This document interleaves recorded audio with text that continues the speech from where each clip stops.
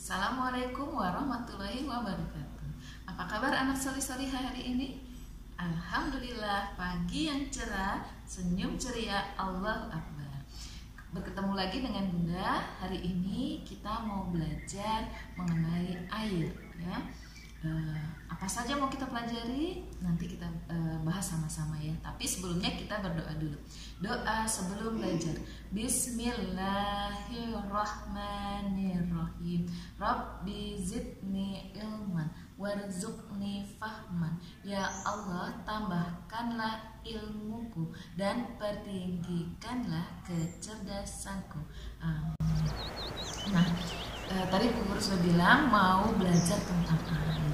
Teman-teman, kalau Bu Guru bilang air, apa ya yang dibayangkan oleh teman-teman? Ya, pertama air itu pasti akan terasa basah di tangan ya. Tapi yang utama apa? Air itu sumber-sumbernya dari mana aja? Ayo, ada yang tahu sumbernya? Kalau di rumah teman-teman buka keran, nah itu dari mana? Dari air tanah, ya.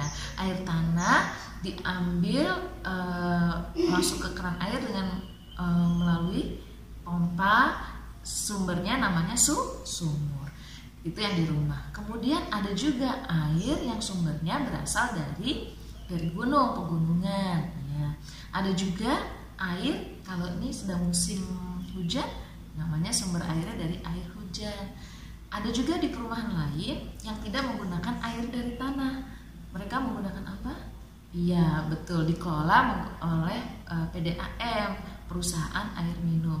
Mereka mengalirkan air, ada tempat penampungannya sendiri, kemudian didistribusikan atau diantarkan ke rumah-rumah melalui pipa, namanya air pump ya, perusahaan air minum.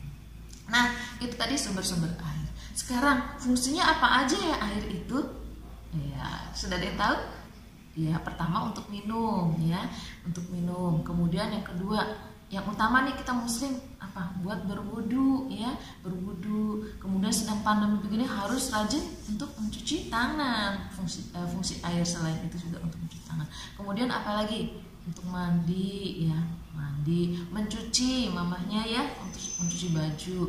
Kemudian apalagi selain untuk mencuci, bersihkan rumah ya, mengepel lantai. Kemudian apalagi digunakan untuk apa? Iya betul, menyiram tanaman. Kalau tidak musim hujan, tanaman khawatir kekeringan. Tanaman juga membutuhkan air untuk hidup. Kemudian memberi minum hewan peliharaan. Nah, itu fungsi-fungsi air. Kemudian air selain banyak fungsinya, ternyata juga ada yang membahayakan. Ada bahaya yang bisa timbulkan dari air. Apa saja teman-teman? Ya, air kalau curah hujannya tinggi bisa menimbulkan banjir atau air bah ya. Air bah itu bisa menghanyutkan rumah, kadang ya menghanyutkan yang ada di perabot-perabotan dalam rumah. Kemudian di jalan-jalan kendaraan bisa hanyut oleh banjir. Kemudian apalagi yang membahayakan air? Ya, teman-teman kalau sedang bermain ke kolam renang dengan ayah bundanya, hati-hati jangan masuk ke kolam yang terlalu dalam, kecuali ada pengawasan dari mama papahnya ya. Kemudian kalau bermainnya ke pantai juga ya, ke pantai hati-hati dengan ombaknya ya, ombaknya itu juga membahayakan. Kemudian di rumah kita nih ada aliran sungai ya, di perumahan bagian belakang ada aliran sungai. Itu juga hati-hati kalau bermain, jangan mendekati aliran sungai. Khawatir kalau kita main terpleset bisa terbawa arus sungai ya. Udah, itu aja materi dari Bu Guru. Oh iya, satu lagi, sifat air apa aja ya?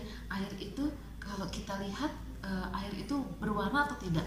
Air yang bersih, iya, tidak berwarna, jernih ya, tidak keruh, artinya tidak ada kotorannya. Kemudian kalau kita pakai untuk berwudu, ada tercium bau nggak? Enggak, tidak ada baunya. Terus juga kalau saat kita berkumur, bisa dirasakan ada rasanya? Tidak ada rasanya. Itu ciri-ciri air yang bersih. Nah, kalau air yang kotor sudah pasti ciri-cirinya keruh warnanya ya, berwarna coklat. Kalau air di selokan kita lihat kotor, coklat hitam, nah itu artinya tandanya airnya kotor. Itu semua sudah materi hari ini.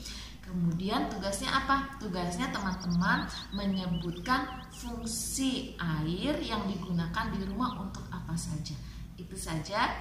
Kemudian teman-teman tolong kalau punya hewan peliharaan atau punya tanaman, kalau tidak musim hujan, bantu mamanya untuk menyiram tanaman dan memberi makanan minum hewan peliharaannya ya.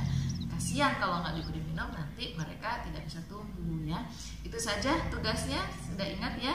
Tugasnya hanya menyebutkan fungsi-fungsi air yang digunakan di rumah.